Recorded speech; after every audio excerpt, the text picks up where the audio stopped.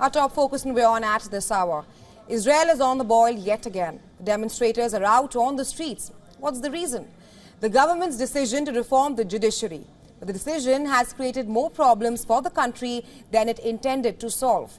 In the latest, Tel Aviv's police commander says he is quitting the force. But why? Amish cites political intervention by the union cabinet ministers as the reason. He says Prime Minister Benjamin Netanyahu's cabinet members want excessive force to be used against the anti-government demonstrators in the country. In a televised statement, he said, and I'm quoting here, he could not live up to the expectations of the ministerial echelon. He further blamed the government for breaking all the rules and interfering in decision-making. Although no name has been dropped yet, sources say that far-right National Security Minister Itamar Ben-Gvir, who has been pushing for stern action against the demonstrators, Ben-Gvir says that the district commander's remarks proved that he was a political commander. He has been seeking more authority over the police force before he was tapped in to serve as its overseeing minister. The move had sparked concerns over the independence of the police force. But Ben-Gvir is not the lone voice in the matter. Other ministers have also accused police of going soft on these demonstrators as compared to how they treat ultra-Orthodox demonstrators in the country.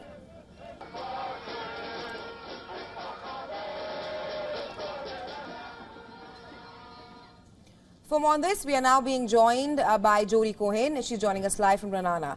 Hi, Jody. Now, talk to us about how unique is the resignation. How is it being viewed by people and the Israeli administration at the moment? Hi, Raisha. Yes, we've seen the resignation of the Tel Aviv police chief, Amichai Eshed. He says that he was offered a demotion after, he says, refusing to use more force to limit protests.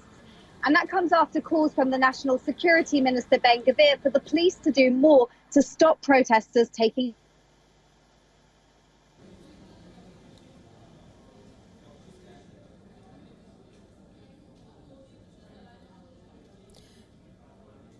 Right. For those who have just tuned into WION World is One, we are talking about the resignation of a famous police chief in Israel. The move has sparked concerns over the independence of the police force. But Ben-Gvir is not the lone voice in the matter. There were various other ministers who have also accused the police of going soft on these demonstrators in the country as compared to how they treat the ultra-Orthodox demonstrators in the country. Our correspondent Jody Cohen is joining us live from Ranana. Jody, I was asking you as to how unique is the resignation and how is it being viewed by people and the Israeli administration at the moment? Right, so many government supporters say that more force is used, as you said, whenever right-wing or religious people are protesting compared to when left-wing or secular people are protesting. But in response to the resignation, later on Wednesday, protesters blocked the Ayalon, which is a major road in Tel Aviv. They blocked the Ranana Junction, the motorways like Road 6 and the 531 where I'm standing now.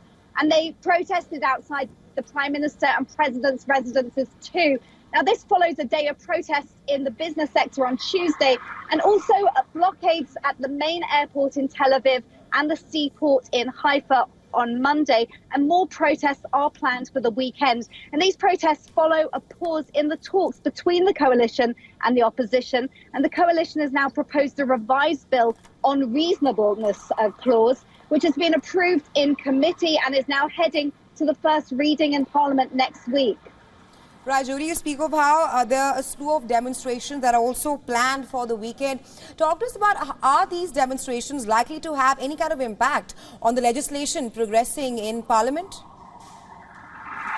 So I think the fact that Prime Minister Netanyahu said that the original judicial overhaul bill was effectively dead has been considered a success of the protests. The Parliament also passed the first reading of a bill to limit the Israel Bar Association of some powers, transferring them to a potential new government-appointed body. Now, that comes after the IBA elected Amit Becher as its head, who opposes the judicial reforms.